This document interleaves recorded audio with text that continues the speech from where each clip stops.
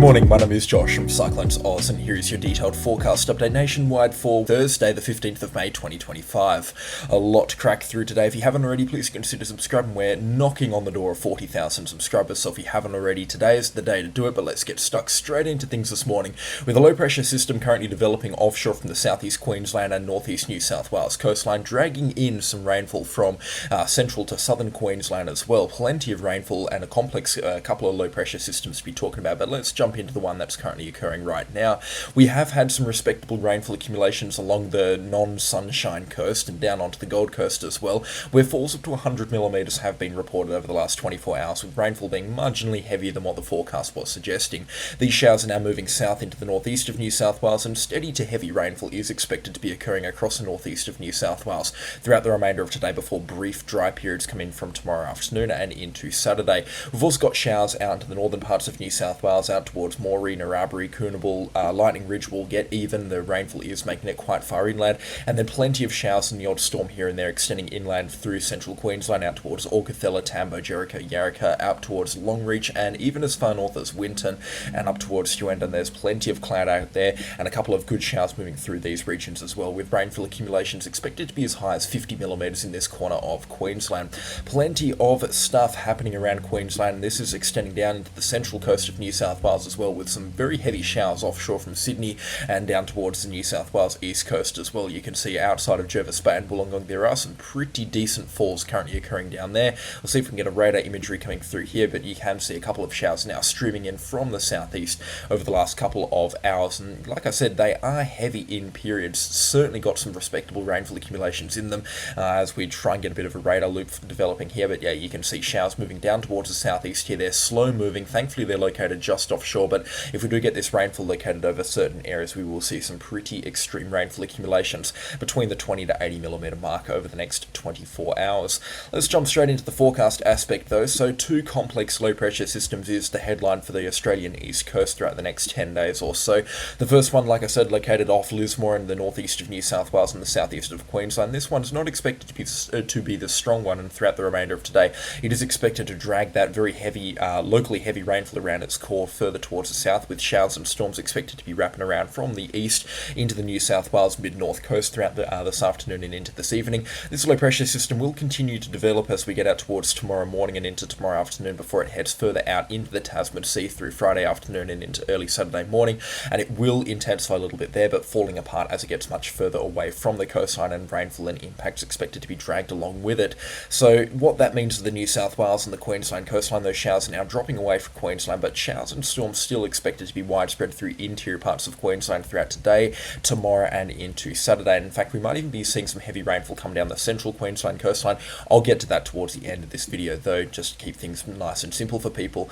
But yeah, this low pressure system here expected to drag down some good rainfall along the coastline. We've got some falls expected through tonight and into early tomorrow morning along the mid-north coast and the central New South Wales coastline, and some strong winds can also be expected accompanying some of the showers that are going to come through. But again, this is going to be a much calmer low pressure system. It's definitely not constituting or strong enough to constitute an east coast low here, but there will be some isolated heavy rainfall with some weak winds attached to that rainfall as it moves around the New South Wales coastline. You can also see plenty of rainfall expected to be dragged in, which leads us nicely on into the next low pressure system part of the video, where we're expecting that moisture that's currently situated over interior parts of Queensland and the northern parts of New South Wales to be dragged down towards the east coast, but around the border areas, so Lismore, Coffs Harbour, that sort of area. We're expecting that to happen through tomorrow afternoon and evening, and then again showers persisting through Saturday morning and afternoon and evening. Before that gets itself offshore from the coastline, we're likely to see another low pressure system begin developing around Saturday and Sunday. So all in all, pretty turbulent weather expected through Saturday night into Sunday morning as this low pressure system begins to gather pace somewhere between the New South Wales coastline and Lord Howe Island, which is located about 1,000 kilometres or so offshore from New South Wales, give or take. So this low pressure system here is certainly expected to be the much stronger low pressure system. We could even see an east coast low develop out of this storm here.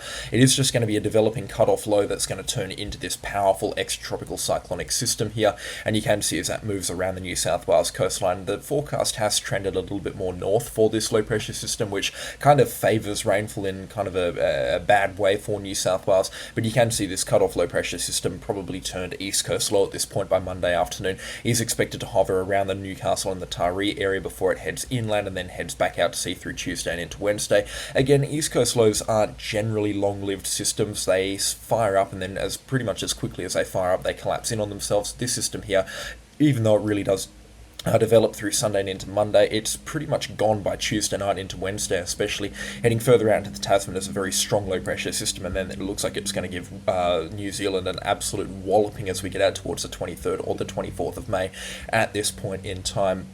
Now, I would just like to pull this back towards Monday and Tuesday. You can see, especially through Monday night into Tuesday morning, considering the proximity of this low-pressure system, most likely turned east coast low to the New South Wales coastline at this point in time. Severe weather can be expected through Monday and into Tuesday morning for locations pretty much right along the New South Wales coastline from an ocean conditions standpoint, but from damaging winds and heavy rainfall, we're expecting damaging winds extending north of Wollongong, with the heavy rainfall turning intense rainfall around the Newcastle, Gosford and the Barrington Tops area, with some significant rainfall accumulations as a possibility now. Major forecast models have trended very much quite a bit further north for the placement of this low pressure system. You can see the European forecast model, the eastern WEF, is currently the furthest south in terms of the positioning for this low pressure system. The other forecast models actually have a much weaker low pressure system developing, probably not strong enough to constitute an east coast low, developing offshore from Coffs Harbour and Kempsey. It still will be a strong system, and expecting some heavy rainfall at some point along the New South Wales coastline between Monday and Tuesday, and probably out towards Wednesday. But at this point in time, the forecast models are definitely trending down in terms of the rainfall, and they're also trending a little bit further north in terms of the placement here.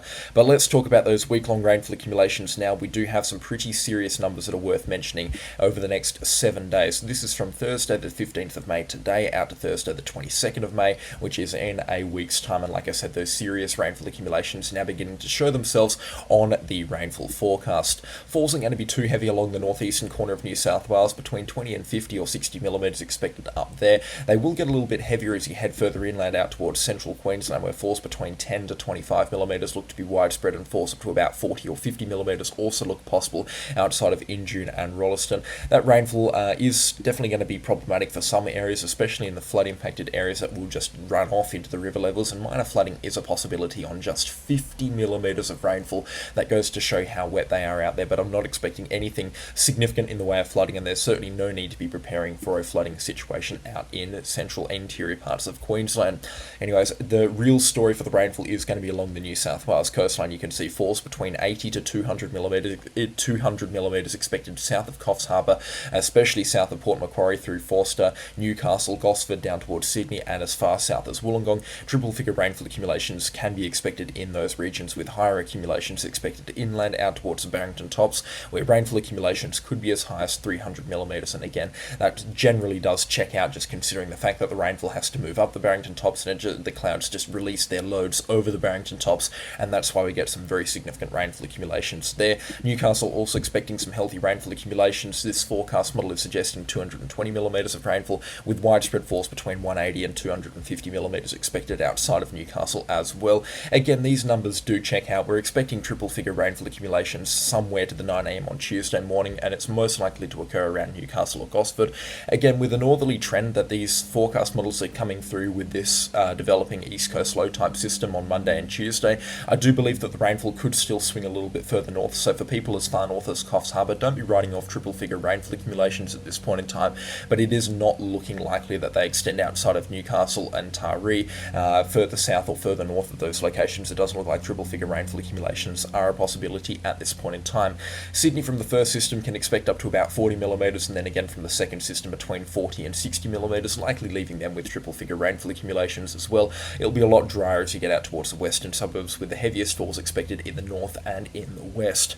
Rainfall accumulations elsewhere around New South Wales and extending down in towards Victoria and Tasmania, not looking very healthy at all. But now I would just like to touch on central and far north Queensland's rainfall accumulations. They do have a little bit coming through in the next 7 days, as you can see.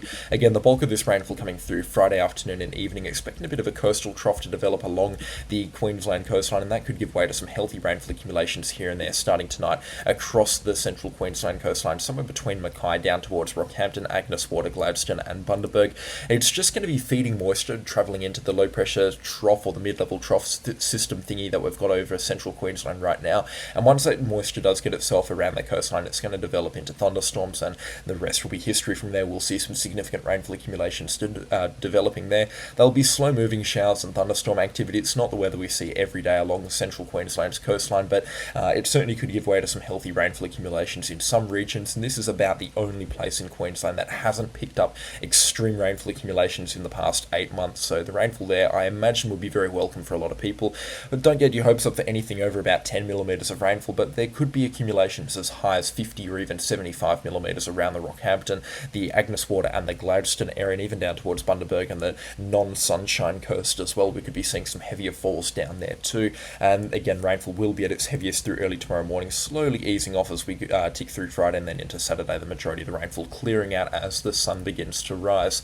Don't get your hopes up for rainfall, but it could come, and it could come in a bit of dramatic fashion, that's for sure. You can see week-long rainfall accumulation somewhat healthy along the central Queensland coastline, but as you get up in towards far north Queensland, the next part of the video, rainfall accumulations there, not looking like anything at all over the next week or so. And even as we get out towards the 14-day rainfall forecast, 66 millimetres on the cards of the Cassowary Coast, that is nothing. That's a sprinkle of rainfall up there, and it really does look like the dry season has finally kicked in for far north Queensland.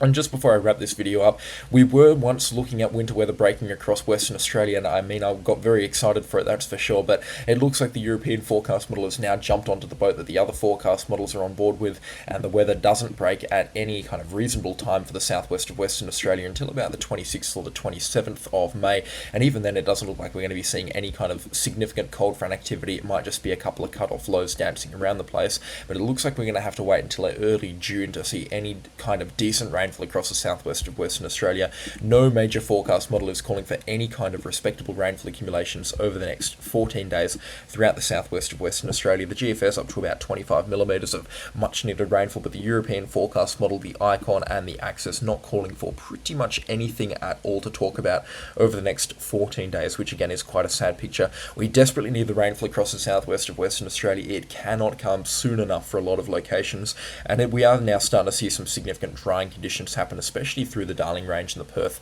Hills area, and then north of Perth especially, the conditions are now starting to get quite dry over some of these locations. I generally class or look at this map and say that in the summer months of the dry season, which I guess we're still kind of in for the southwest of Western Australia, moderate drought conditions is what we expect to see on this map here, but once we start seeing severe and then up towards extreme and exceptional drought conditions, it is quite concerning indeed. So the fact that we've now got these developing on the map at this point in time really is starting to raise a few eyebrows, and it only gets worse as we get out to about the end of May. And it really does look like if we don't see rainfall before about June 1st or June 2nd across the southwest of Western Australia, we're going to end up being in the same boat that South Australia and Victoria are in. The rainfall hasn't came now, so it's definitely not going to be a record harvest across the southwest of Western Australia unless we get some extreme rainfall accumulations. To be honest, looking at long-range forecasts, it was never going to be a record harvest, but at this point in time, the average harvest rainfall, which we do desperately need before the start of June, it doesn't even look like it's showing up at this point in time. So we've really got to hope that this is just a one-time kind of trip in the road here from the Eastern River forecast. We do see rainfall return in tomorrow morning's forecast. I do believe that that's going to happen, and hopefully some good rainfall as well out and towards the Weed Belt and even into the Murchison and the Goldfields. But it is now starting to get a little bit concerning for the southwest of Western Australia, and by extension the rainfall now really concerning across South Australia and Victoria as well. There are some more reasonable rainfall accumulations beginning to develop on the forecast modelling in the southern parts of Victoria as well, with 57 millimetres up to about 60 millimetres or so developing outside of Warrnambool now on the 14-day forecast, which would be very healthy indeed, but it is still quite a hard picture to be looking at as a forecaster here. They need much more rainfall than that, and into the much wider agricultural areas through Western Victoria and into the Eyre Peninsula of South Australia and even the southeast corner of South Australia, with rainfall accumulations not looking healthy now. It is really starting to get quite concerning. But on that note, that is all that I have time for today. I do hope you've enjoyed this forecast update. I've kept it a little bit longer than the last ones, plenty to be talking about over the next 14 days as well, so make sure you are subscribed and leave a like on the video while you're at it as well. The support lately has been much appreciated. Let's see if we can steamroll through 40,000 subscribers today. I don't do this for the numbers, but again, that is a massive, massive milestone for me and the CyclonesOZ channel as a whole, and it wouldn't have been done without any of you. So thank you so much for the support, and thank you so much for all of the comments and sticking with this channel for the last 15 or 16 months. It really has been an amazing ride. So again, thank you from the bottom of my heart, but that is all for me today, and I will catch you all in the next storm. Goodbye.